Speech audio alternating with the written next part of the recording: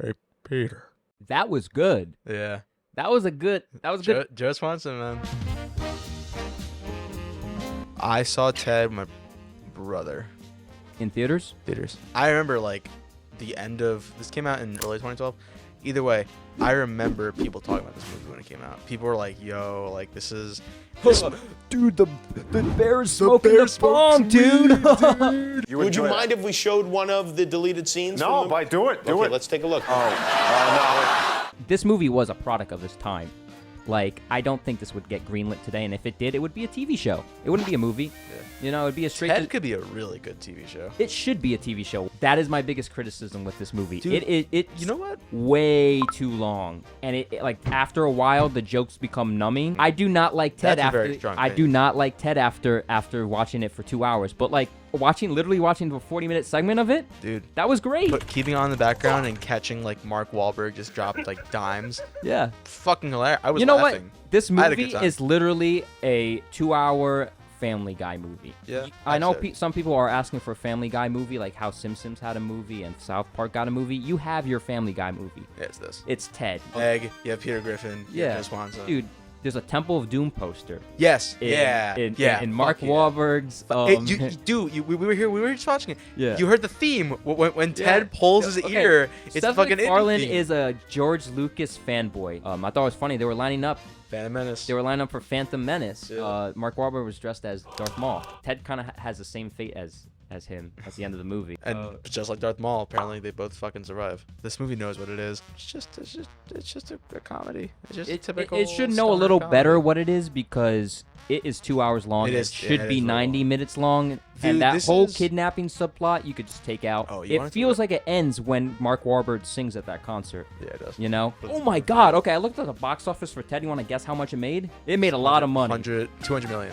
$791 million Oh my. for a comedy. 300 mil off of $1 billion for Ted. It would never make money today if it was released in theaters. It would be straight to Netflix. Yeah, it's crazy that, you know, the movies business has changed in only 10 years. Dames 1934 is the 6th Warner Brothers musical choreographed by Bubsley Berkeley. Who? Bubsley Berkeley. You've definitely seen his work imitated in other films. He's famous for popularizing the overhead shot you've seen in so many movies, and one of the first to truly take advantage of the cinematic art form in the at the time new genre of musicals. Dames being a perfect example, delivering on some jaw-dropping shots and compositions. It's kinda nuts what they were able to do nearly a century ago. Not much here as far as plot goes, just some rich people shit involving inheritance and money. The cast carries the whatever plot. Dick Powell, I know some goof on him for being a dweeb, but I don't know. I think he has great comedic timing, along with a great singing voice. I don't know if we're in the garden. Rudy Keeler, not the greatest actress, but has excellent chemistry with Dick Powell. This is the 4th out of 7 movies they did together, but honestly, I wish she got with Joan Blondell at the end of this one. They also have great chemistry. Speaking of Joan Blondell, big fan. She has everything you're looking for in a pre-code actress, but damn, she cannot sing. And my heart is glad, though my fingers may hurt. There, Yeah, pretty rough. there. Fortunately, the other 2 songs absolutely slap and deliver on the visuals. Again, truly, cinematic stuff here. Costumes are great, Rudy Keeler has some good ones, Joan Blondell looks good in everything, so that's just not fair. And of course, the dresses in the I Only Have Eyes for You number. I mean, the number just wouldn't be the same without them. Out of the pre-code Bubsy Berkeley films from Warner Brothers, is not as good as Gold Diggers or Foot Ride Parade, but I think it's better than 42nd Street, which to be honest I think is kind of overrated. It's still a fun time at the movies, even 90 years after its release, and gives pre-code Hollywood the last dance it deserves. Oh, one more thing, we need a Blu-ray for this ASAP, because apparently the DVDs for this are a ticking time bomb for disc rot.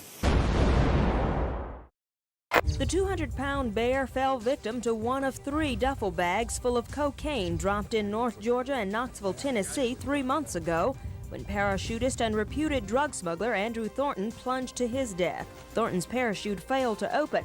He had 77 pounds of cocaine strapped on him. GBI agents found a second bag a short time later.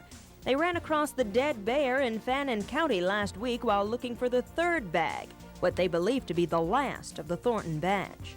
And it was a multi-agency case, FBI, the TBI, everybody got involved with it. Jones said it was a case that sounded like it was out of a movie. So even though I haven't rewatched Cocaine Bear, my opinion, my general opinion, hasn't changed. I still think that I want more bear and I want more cocaine. I'm not as disappointed with it as I was immediately after. Yeah. I was kind of just like, like I really just watched that. There were some funny parts, but like there was also just some like slapstick that just didn't work for me. I want to say it felt a little tame for what it was marketed as. It was neutered. I wanted more bear and less characters, and we got more characters and less bear. What do you think? Okay, even what do the you bear's think in of it the a choice lot. of having a guy in a bear suit instead? If they made like a couple like meta jokes about it and like they played it off, Yeah. I think it actually could have worked, Yeah. especially for this type of movie.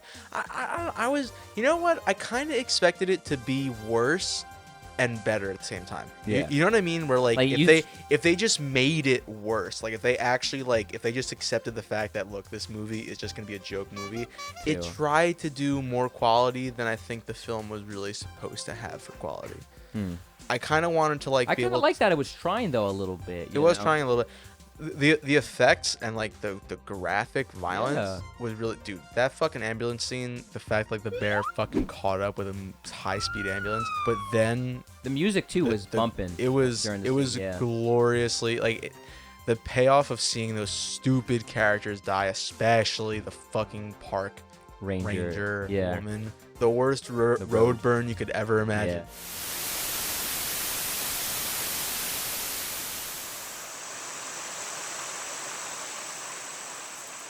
The movie is Revenant.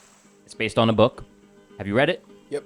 The book is a retelling of the story of Hugh Glass. So we know that Hugh Glass was a guy that got mauled by a bear, and he basically had to survive in the wilderness, crawl through the wilderness, and like Yeah. it's him wanting to get back, not get back and kill his group of men that left him to die, but more like get back and say, hey, like I'm still alive. The book is awesome. It goes a lot more in depth about the encounters that he has with a broken. I'm just gonna tell you right now. Yeah. The book with the descriptions of like how he got healed. Yeah. Is way. It's like, it makes his position in the movie seem nothing. Some of the it's been since freshman year of college since I read the book. But Yeah. I'll tell you what. One chapter in the book where it talks about him. He meets like a medicine man. It describes the wounds on his back and his neck in detail, and like when this medicine man finds Hugh Glass, his back is like rotted. And I keep in mind, in the book, he is out there for weeks.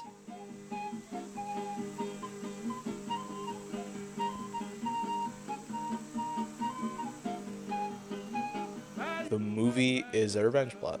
It is a father revenging the death of his son. It's in my top 3 of all time. Top 3? Of all time. So what would be your top Personal 3? favorites. No order, just what would be your top 3? This, The Dark Knight, Saving Private Ryan. There is no other movie that gets me this immersed into the setting, into the plot, into the characters as much as this movie. Favorite scenes, it's after he starts crawling. He goes to a cliff and the camera turns and you see his perspective. It's just vast landscape. The main character of this movie is the wilderness. It just drags you into the screen. Seeing this on a big screen, on a silver screen in a theater with surround sound all around you. Yeah. Wow. I'm already biased. I focus on 19th century US history. That is what I major in. Of course, I will like this type of shit. It is right up my alley. When did you first see it? I first saw it when it first came out. Okay. Obviously, the hype was mainly around DiCaprio because everyone was saying, like, this is it. It's all right. It's not his best performance. It's a very quiet, reserved performance. It's, just the way the Oscars work and the campaigning. It was just expected for him to win this year, and it did. Leo has very chapped lips in this movie. Oh, man. He is a chapped asshole in this movie, I'll tell you that. After eating that raw meat, yeah. Oh, I'm sure.